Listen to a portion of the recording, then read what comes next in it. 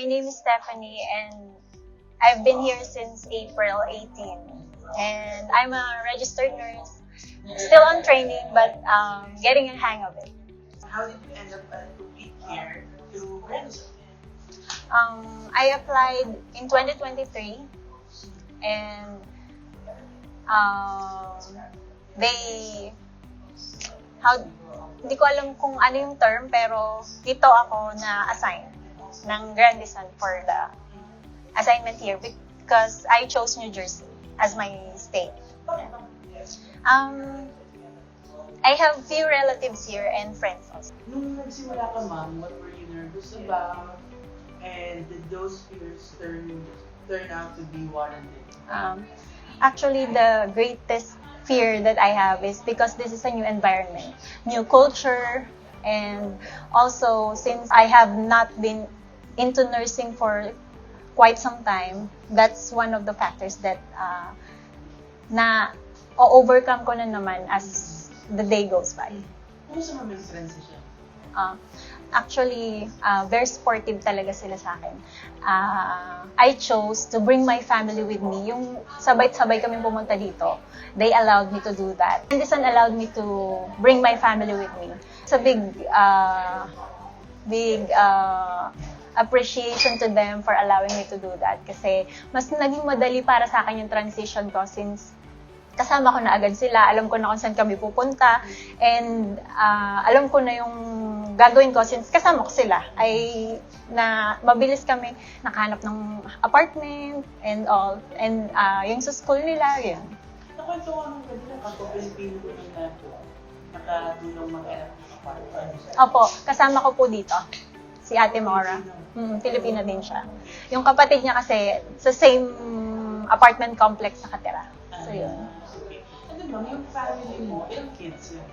I have 2 kids and my husband. So, 3 kami. Bali, 4 kami na nagbiyahe papunta dito with walang kaalam-alam or whatsoever. Pero we have friends and yun, we have friends na tumulong sa amin along the way. So, yun. Ang ma-advise ko lang talaga, mahirap maghanap ng apartment. You really have to be you have to know someone and you have to have the cash or the money for the down payment, for the advance, yun. Because they always ask for security deposit since we are new here. So, ayun. To everyone, mag-ipon kasi kailangan talaga yan. Lalo na if you have family. But if you're alone, I think you can manage that. And the biggest transition, you have to really know your routine. Sa work naman to. Sa work naman, you have to know your routine and just always ask questions. Don't forget that because they are very helpful. They will help you. They will answer your questions. They will help you with everything that you need. So, wala ka namang magiging problema if you have your seniors, your colleagues, everyone will be a big help to you since they already know that you're in transition. They will help you all throughout. And if you have any questions, they will answer you back.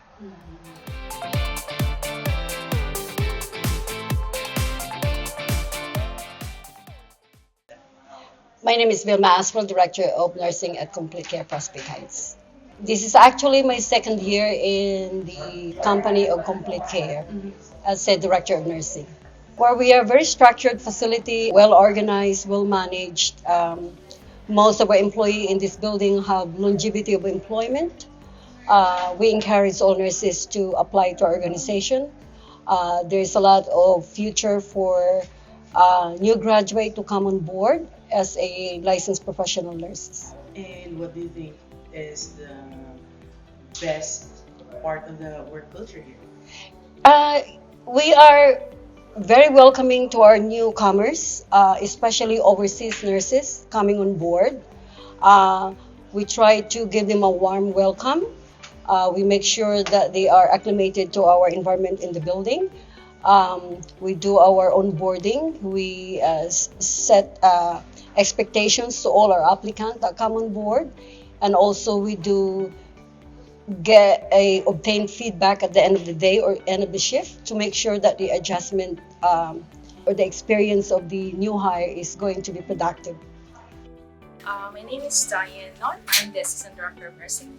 So my role in supporting with regards to the new hires coming from the Philippines is being welcoming. Basically, I'm Filipino too, so I basically treat them as family also. We're very close to each other, we're very supportive, and we basically are one big family in here. So when we have somebody new, not only physician nurses, we basically treat them as one of our own. We basically address their concerns, we lead the way, we help them with adjusting to our facility. My name is Radina. I am the Human Resources Director here at Complete Care, Prospect Heights. It starts with me as the Director of Human Resources, as I am 100% aligned with the leadership team, such as the Administrator and Director of Nursing. This alignment reinforces our onboarding experience and showcases our commitment to staff. My name is David. I'm the Administrator in Training. I've been here since August 2025. I think in my experience, the leadership team that is here, starting from the administrator and the DON, they're here from the early hours of the morning. They get here like 6:30, 7 o'clock, and they stay very late, and they're always available for everyone and anyone who needs them. Maura Layo.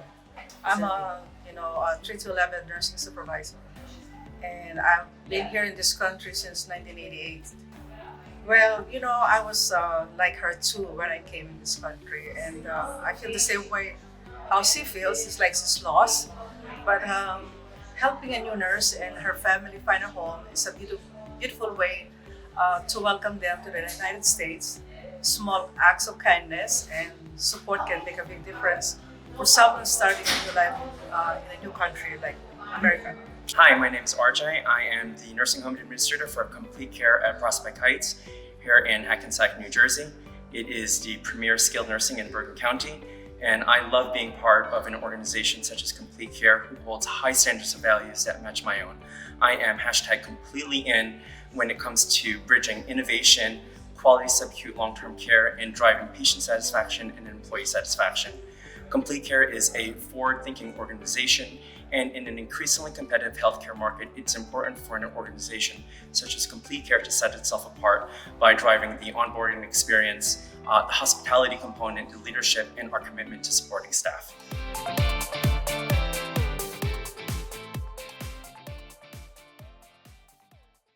Grandison gave me a chance kasi wala nga akong hospital experience for a very long time. So, yun. That made the difference.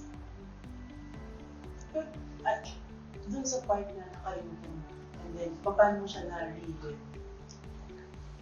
It's because of Grandison.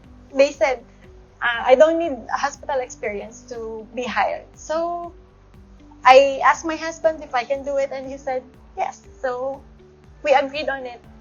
And then I'm here. Your family here. Yeah, with my family.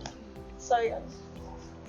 So what has this experience taught you about yourself? Like knowing yung path mo, although early on, alam mo na yung direction mo. And then right now, sabi mo nga, nagkaroon ng Detour. Yeah. But now you're back on track. And then, Yeah. how has that experience taught you in life? And how did it change you? Greatest lesson dito, if God gave you that dream, He will complete it. Tatapusin niya talaga. Kung binigay niya yung dream na yun, hindi ka talaga mapapakali. Promise, hindi ka mapapakali. Hanggat hindi niya nabibigay yung dream na binigay niya sa'yo. Yun yun. Si God talaga yung number 1 na nagbigay sa akin ng dream na to, kaya alam kong kakayanin ko to. Yun. Congratulations, Mom. Thank you po. Yeah, so much. At